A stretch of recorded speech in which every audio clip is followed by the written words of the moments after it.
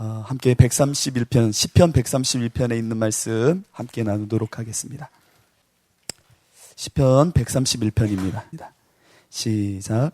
여호와여, 내 마음이 교만하지 아니하고 내 눈이 오만하지 아니하오며 내가 큰 일과 감당하지 못할 놀라운 일을 하려고 힘쓰지 아니하나이다.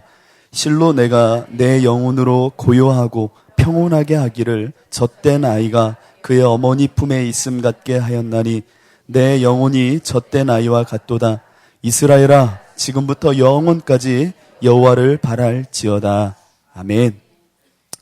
화요중부에 오신 우리 사랑하는 성도님들 정말 환영합니다. 우리 옆에 분들하고 잠깐 인사할까요? 주님이 일하실 겁니다. 우리 인사할까요? 네, 주님이 일하실 겁니다. 네. 제가 복음학교를 갔다 왔기 때문에 이 말씀을 하는 게 아니라 이미 일하고 계셨던 하나님이십니다.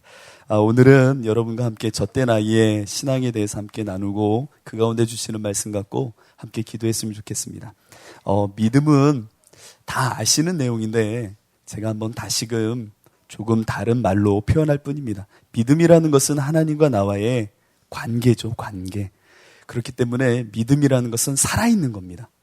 어떤 지식과 개념이나 관념이나 사물이 아니기 때문에 믿음은 끊임없는 관계성 안에 살아있는 겁니다. 생명체와 같은 거예요. 그렇기 때문에 믿음은 멈춰 있을 수도 없고 굳어질 수도 없는 겁니다. 이전에 아는 지식으로 멈춰 있을 수 없다는 거죠. 그렇게 이 믿음에 대해서 우리는 오해하는 것을 하나 버릴 줄 알아야 됩니다. 그건 바로 내가 이미 얻었다 함이 끝이 아니라는 겁니다. 믿음은 끊임없이 내가 관계 안에서 생명으로 끌고 가야 될 것입니다. 그런데 간혹 보면은 우리의 믿음이 멈춰있는 신앙에 갇혀있는 분들을 보게 됩니다. 어떻게 보면 제 모습이기도 하고 우리 모두의 모습이기도 합니다. 그래서 웨슬리라는 사람은, 목사님은 이렇게 말했죠.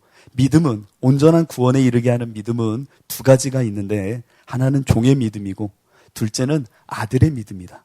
둘 다 구원을 얻는 믿음인데 종의 믿음은 그 죄의 두려움 속에 하나님의 은혜가 뭔지는 아는데 그 안에서 멈춰 있어 정죄감에 빠져서 옴짝달싹할 수 없이 멈춰 있는 그 신앙, 그게 바로 종의 믿음을 가진 자요. 아들의 믿음을 가진 자는 하나님과 이 생명 있는 믿음의 관계를 끊임없이 재발견해서 아들에서 청년에서 이제 장년에 이르는 성장을 갖고 오는 믿음을 갖고 있다는 겁니다. 그런데 우리 가운데 많은 분들이 아들의 믿음이 아닌 이 종의 믿음으로 멈춰 있습니다. 오늘 시편에 있는 말로 바꾸어 얘기하면 젖된 아이의 믿음이 아니라 젖 먹는 아이의 믿음을 갖고 있다는 겁니다. 젖 먹는 아이, 이 젖 먹는 아이에게 가장 큰 건 두려움입니다. 두려움. 엄마가 없거나 엄마가 어디론가 가면 아이들은 막 웁니다.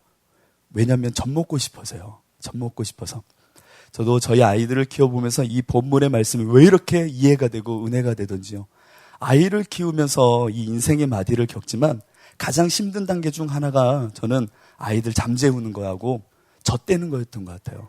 근데 누가 그러더라고요. 100일의 기적이 있대요. 전사님, 100일의 기적이 있으니까 참으세요. 그러면 저녁에 잘 잘 거예요. 저희 아이는 300일 때도 안 자더라고요. 그래서 안 믿었어요. 100일의 기적이 어디냐? 안 믿어요. 돌 될 때까지 안 자더라고요. 근데 더 힘들었던 시절이 뭐냐면 저희 둘째 아이가 더 심했던 것 같은데 이 젖을 떼는 거였어요. 아이에게 젖을 떼는 거. 무슨 남자가 앞에 나와서 젖된 얘기를 하냐고 웃을 수 있지만 저도 주부습진도 걸려봤고요. 이렇게 단독 목회를 하다 보니까 저희 아내랑 24시간 예수님과 동행하는 게 아니라 아내와 가족들과 동행했던 시절에 같이 키웠던 것 같아요. 근데 젖을 뗄 때 다 경험해 보셨을 거예요. 빨간 약도 발라보고 붕대도 감아보고. 네, 제가 잘합니다. 같이 해봤거든요. 쓴 약도 발라보고. 아이에게 그 젖은 그 모든 거예요. 근데 어느 날 엄마가 젖을 딱 가리거나 쓴 약을 하거나 검은색을 칠하고 딱 나면 내 생명과 같은 젖줄이 없어져 버리는 거예요. 그럼 아이에게는 어떤 경험이 되냐면 죽음의 경험이 되는 겁니다. 죽음. 그렇지 않을까요? 내 모든 것이었던 그 엄마의 젖이 어느 날 검은색을 칠하고 빨간색으로 없어져 버린 거예요. 아이는요 기겁을 하는 거예요. 왜? 나에게는 죽음과 같은 시간이 찾아온 거거든요. 엄마 젖이 없어졌어요. 엄마는 있는데 엄마 젖이 없어요. 그러니까 이 아이에게는 얼마나 상실감과 함께 죽음이라는 경험이 찾아오겠습니까? 너무 거창하게 이야기한다고요? 거창한 게 아니라 그 실제 실존의 모습이기도 합니다. 우리의 신앙에선 바로 이 단계를 넘어설 줄 알아야 됩니다. 그래야 종의 믿음, 이 두려움의 믿음, 정죄의 믿음을 넘어서 아들의 믿음 안에서 온전히 성장하게 되기 때문입니다. 죽음의 경험, 십자가의 경험, 이 십자가에서 내가 이거 놓으면 죽을 것 같은 그것, 이 소유, 하나님 앞에 내가 나올 때 내가 죄인임을 알았던 그 은혜 속에 여전히 붙잡고 있었던 그 세상의 것을 놓을 줄 알아야 그 이후에 하나님이 구하게 하심과 뜻하심에 대해서 분명히 영적인 선명함이 일어나기 시작합니다. 그런데 어린아이처럼 젖을 사모하는 마음에 묶여 있으면 그 십자가의 온전함을 통과하지 못하면 우리는 십자가 너머에 하나님이 주시는 내 소망이 아닌 하나님의 소망을 밝히 볼 수 없다는 겁니다. 탕자의 비유라 말하는 그 비유를 잘 기억하시잖아요. 내가 살아가는 이 땅이 돼지 굴이고 내가 먹는 이 땅의 소유들이 돼지 쥐염 열매구나 라고 아는 것이 은혜입니다. 내가 깨달은 것이 아니라 그것이 하나님이 은혜로 일하기 시작한 증거라는 겁니다. 이 땅이 돼지와 같다는 것은 이스라엘 사람들에게는 혐오요, 거룩이 아닌 속의 더러움이라는 겁니다. 내가 어느 틈엔가 세상의 허탄함, 세상의 이 소유들이 정말 죄악이구나 라는 것을 안 순간 우리는 돌아서 아버지께로 갑니다. 이걸 뭐라고 하죠? 회개라고 말하는 겁니다. 회개라 말하고 그 회개 속에 이 아들이 이렇게 되뇌이잖아요. 내가 아버지께 가서 이렇게 말하리라. 내가 하늘과 땅에 있는 모든 그 아버지 앞에 범죄하였으니 이제는 나를 아버지의 아들이라 일컫지 마소서라고 말할 것을 끊임없이 되뇌입니다. 그리고 아버지가 상거가 뭔데 뛰어오신 그 아버지를 와라 품에 안을 때에 아들은 말하죠. 내가 하늘과 아버지께 범죄하였으니 이제 나를 아버지의 아들이라 일컫지 마소서라고 말한 후에 나를 품꾼의 하나로 보소서라고 하는 이 말, 아직도 놓지 못하여서 세상에서 내 판단과 그 두려움을 놓지 못해서 나를 품꾼의 하나로 보소서라고 하는 이 말을 하려는 찰나에 아버지는 뭐라고 말합니까? 그 말을 잘라버립니다. 아니라 너는 내 아들이라는 겁니다. 여전히 나는 종의 믿음처럼 정죄의 두려움 속에 세상의 판단과 세상에서 갖고 있었던 내 가치와 내 계획을 포기하지 못하고 마치 엄마 품에 안겨 진정한 평화를 누려야 될 자가 엄마 젖에서 나오는 소유 때문에 하나님 품에 안겨 있는 인생처럼 머물러 있다면 그건 성장을 거절하는 종의 믿음을 갖고 있는 겁니다. 여전히 주님 품 안에 있으면서도 어미 품에 있는 그 온전한 평화를 누리기보다 젖을 사모하더라는 겁니다. 그래서 다윗은 말하죠. 뭐라고 말합니까? 내가 젖된 아이와 같이 어미를 그 어머니 품을 사모한다는 겁니다. 젖 먹는 아이가 엄마를 사모하는 게 아니라 젖된 아이가 그 어머니 자체로서 만족하듯 그 하나님 그분으로만 만족하는 인생으로 내가 그 품에 안길 때에 진정 내 안에 평화가 있었다는 겁니다. 그런데 우리는 하나님 품에 있으면서도 그 젖만을 사모한다는 겁니다. 마치 품꾼의 하나로 여기며 하나님의 은혜는 아는데 여전히 종의 믿음으로 그 젖에서 나오는 무언가가 있겠거니 그것이 나의 생명의 젖이지, 생명의 끈이지, 생명의 강이지 라고 하면서 여전히 그 젖만을 바란다면 나는 종의 믿음에 묶여있는 자입니다. 은혜로 하나님은 알고 십자가도 아는데 여전히 세상의 젖은 끊지 못하는 그 모습, 그게 우리에게 정말로 어리석음인 것 같습니다. 그래서 히브리서 2장 15절은 이렇게 말하죠. 또 죽기를 무서워함으로 한평생 매여 종노릇하는 모든 자들을 놓아주려 하심이라. 그 예수 그리스도가 왜 오셨다고요? 한평생 그걸 놓으면 죽을 것 같은 것, 그거에 묶여서 벌벌 떠는 그 인생 가운데 종노릇하는 그 가운데 내가 너를 놓아주겠다는 겁니다. 세상의 그 욕심, 세상의 성공, 세상의 출세, 그거 놓으면 죽을 것 같은 그것을 내가 놓게 하겠다는 겁니다. 그리고 나로만 만족할 수 있게 영원한 본성인 그 생명 안에서 하나님 품 안에서 진정한 십자가의 생명을 누릴 수 있도록 그 젖을 끊게 하겠다는 겁니다. 너에겐 죽음이겠지만 그 십자가 너머에 영광이 있다는 겁니다. 우리는 이것을 놓아야 되는 사람입니다. 우린 날마다 이것을 부인하며 십자가를 지며 주님을 따르는 사람입니다. 그래서 아무든지 나를 따라오려거든 자기를 부인하되 날마다 제 십자가를 지라라고 말합니다. 제 십자가를 날마다 져야 되는 이유가 뭡니까? 나는 한 번 죽었는데 왜 십자가를 매 순간 져야 됩니까? 옛 인생의 구습이 불일 듯 일어나기에 날마다 나는 십자가를 져야 되는 겁니다. 내가 날마다 십자가에 진다는 얘기는 날마다 그 구습이 올라온다는 겁니다. 내가 십자가에 죽어야 된다는 것은 죽어야 될 구습이 끊임없이 나를 붙잡는다는 겁니다. 그렇기에 나는 이 믿음의 온전한 성장을 위해서 젖된 아이로서 하나님 품을 그리워하는, 세상이 그 소욕과 욕심과 종노릇하게 만들었던 그것들을 끊을 줄 알아야 되는 겁니다. 제가 어제는 한 문자를 보고 참 당황스러웠어요. 저희 젊은이 교회에서 이제 박사과정에 들어가는 친구가 토플 시험을 봐야 돼요. 토플 시험을 봐야 되는데 토플 과정 중에 이제 스피킹이 있어요. 그러면 이게 리스닝 뭐 다 문법 다 시험 보고 마지막으로 스피킹을 하는데 인터넷으로 시험을 보거든요. 30분 동안 헤드셋을 끼고 있으면 다른 사람이 먼저 스피킹 할 때 나는 기다리는 겁니다. 학원에서 뭘 가르치냐면요. 그 30분 동안 음악 듣지 말고 헤드셋 무음으로 해놓고 옆 사람 뭐라고 하는지 들으라는 거예요. 지금 하셨습니까? 알려주세요. 그러면은 무슨 문제가 출제되어 있구나 알잖아요. 그러면 30분 동안 준비할 수 있다는 거예요. 그런데 이 친구의 마음속에 하나님이 그걸 싫어하는 마음을 자꾸 부어 넣으시는 겁니다. 네가 나를 경외하지 않니? 나로만 만족하지 않니? 그러면 그거 하지 마 라는 마음을 자꾸만 주시는 거예요. 그래서 저한테 이런 곤란할 때는 목사님께 물어보는 게 당연한가 봐요. 저한테 어떻게 하면 좋을까요? 라고 하는데 제 마음 같아선 뭐 어때? 잠깐 듣고 10분만 듣고 딱 이렇게 하고 하면 되겠네. 왜냐면 박사과정 하려면 점수가 중요하니까. 근데 제 마음속에 그 아이의 이미 일하신 하나님이 보이더라고요. 근데 그 일하심을 보고도 제가 아니야 잠깐 듣고 이렇게 하면 돼. 요령껏 하는 거지 라고 말한다면 그 아이한테 위안은 줄 수 있지만 여전히 하나님 한 분으로 만족하는 그 영적 원리, 믿음의 성장을 가로막는 게 되잖아요. 그래서 제가 그 친구한테 그랬어요. 하나님을 경외함 속에 너에게 하나님이 일하셨으니 순종하자. 그리고 이런 마음을 가지면 될 거 아니야. 30분 기다리는 것이 아니라 나는 1번이었어 라고 생각하면 되지 뭐. 하나님이 일하실 거야. 감사하다. 그 마음이 귀하네.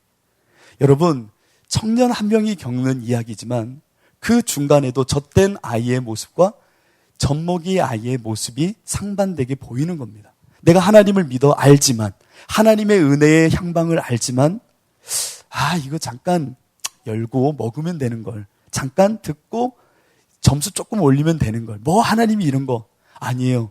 이 아이에게는, 이 청년에게는 이 실험이, 이 과정이 하나님과 더 믿음의 성장을 갖고 오는 아들의 믿음에 올라서는 귀중한 도약점이라는 겁니다.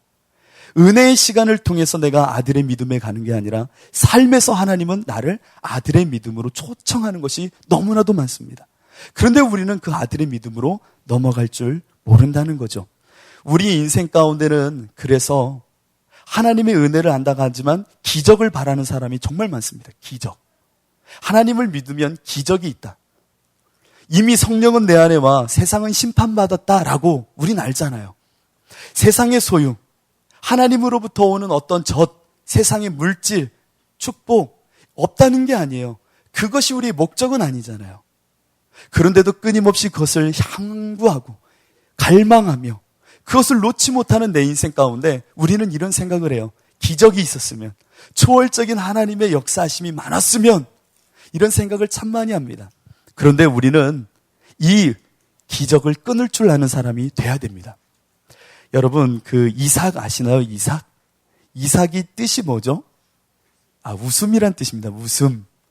왜 웃음이라고 했냐면은 아브라함에게 처음 하나님이 내가 너에게 아들을 줄게 라고 말했을 때, 내 나이가 이제 90이 넘어가는데 무슨 아들이 있나?